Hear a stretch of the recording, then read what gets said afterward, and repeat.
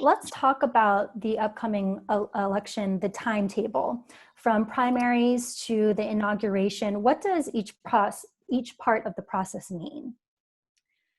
So, in terms of the presidential, it's a long one. We have, I It think, seems like it's been going on for like 5 years. where it's super long. We have like, in the world, we have like one of the longest election processes. So, real fast for people who don't know, in order to become president, you must be a natural born citizen. You have to be at least 35 years old. So AOC is almost there. And you have to be a resident for 14 years. So if you were born abroad but still a US citizen, you still technically can run to be president. You just have to have been living as a resident for 14. What we just went through are the primaries. And so that's a process where each party, and so right now in the US, we have Democrats, we have Republicans, and then we do also have the Green Party, are able to elect their nominee. And so that's what we just saw with that giant crowded field. And there's two different ways that each state can do it. They can either do it through what we call a primary or what we call a caucus. And so caucuses are when you see everybody in a room and they debate it out and they're able to decide on the spot who they're going to support.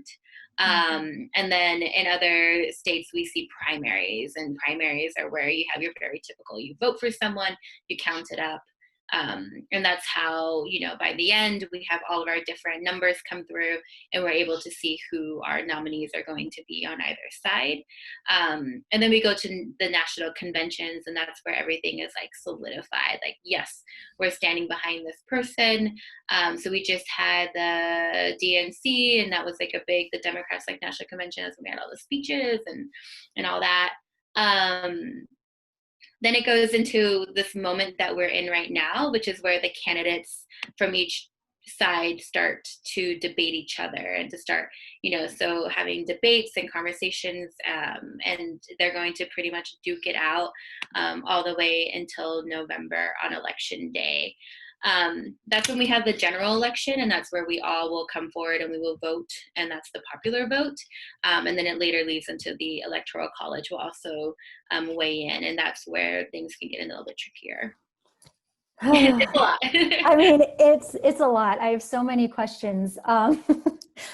First of all, just even from my understanding, and I know that this can like go into a deeper hole than we want to, but just at like the very basic, what is the difference between Democrats, Republican, like Green Party, like independent?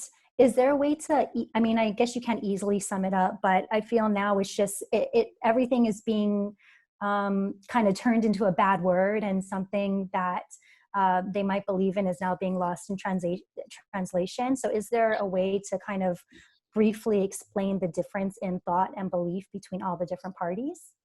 Yeah, now I'm like that's a tough question, because Yeah. I do think you're seeing so much shift and change even within the parties themselves. But I think a good way to see it is to almost think about it like in terms of theory. It definitely shifts because there's so many factions even within like Democrats right now. You have Democrats, and Democrats, a kind of good way to kind of see them is they do believe in like a bigger form of government. That government should be able to provide necessities like healthcare and whatnot. But then within Democrats, you have factions. You have your more moderate Democrats who kind of stick to one side, and then you have your democratic socialists who want to fight for a lot more in terms of resources and powers for the government, and then you have your like progressives in the middle who sort of are like in between the party. Republicans, they believe in what we call like smaller government, and so they rely more on states to make decisions. So that's where, for example, like maybe a better way to describe it is like gun control, for example. Democrats view that as like a federal issue, that we should be mandating across, that no matter where you are, your rights when it comes around gun control, and trainings and whatnot. And then Republicans believe that's a state issue, that states should make that decision, that it's not for government to talk about.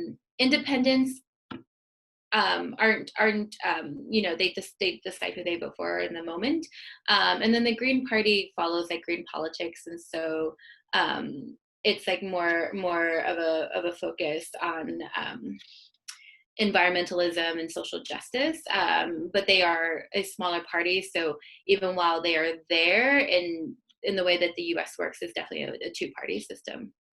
Right. It's mostly the Democrats and Mm-hmm. Republicans.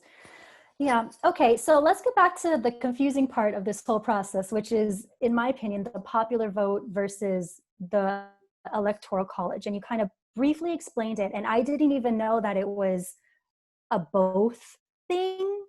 So can you just explain it, please?